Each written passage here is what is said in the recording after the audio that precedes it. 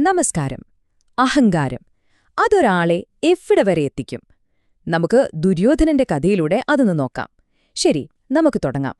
അപ്പോ ഈ കഥയുടെയെല്ലാം തുടക്കം ദുര്യോധനന്റെ ഒരു സ്വഭാവത്തിൽ നിന്നാണ്.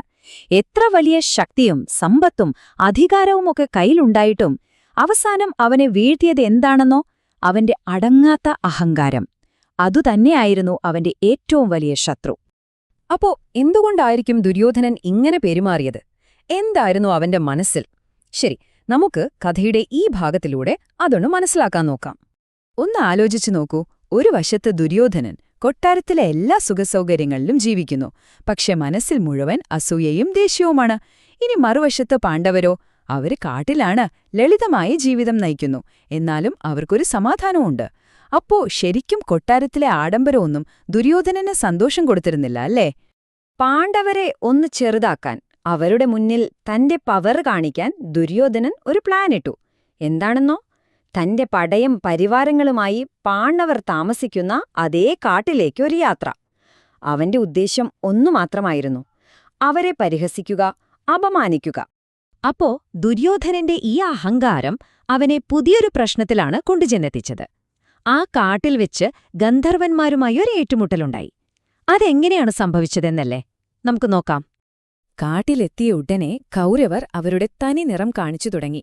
അവിടെ തോന്നിയ പോലെ ആഘോഷങ്ങൾ, ബഹളം. പോരാത്തതിന് ഗന്ധർവന്മാർ പുണ്യമായി കരുതുന്ന ഒരു തടാകമുണ്ടായിരുന്നു അവിടെ. അതും അവർ മലിനമാക്കാൻ തുടങ്ങി. ഗന്ധർവന്മാർ വന്ന് ഇതൊന്നും ചെയ്യരുത് എന്ന് പറഞ്ഞപ്പോഴോ ഒരു വിലയും കൊടുത്തില്ല. പിന്നെന്തുണ്ടായി?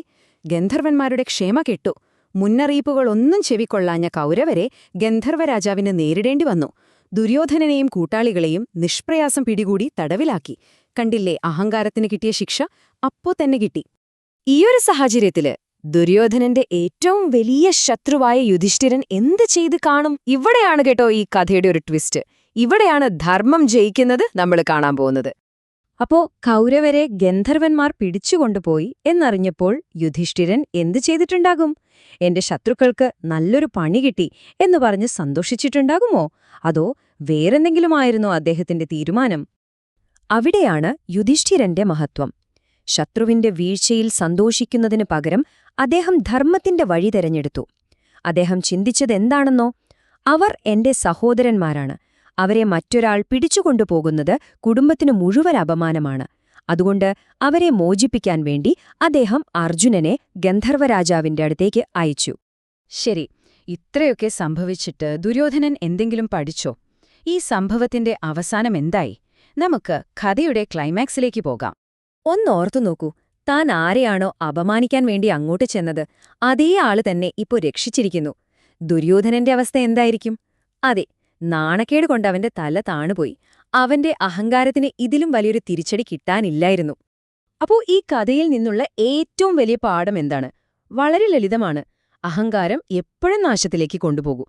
മറ്റുള്ളവരുടെ മുന്നിൽ തലയുയർത്തി നിൽക്കാൻ നോക്കിയ ദുര്യോധനനെ അവസാനം സ്വന്തം അഹങ്കാരം കാരണം എല്ലാവരുടെയും മുന്നിൽ തല കുനിക്കേണ്ടി വന്നു.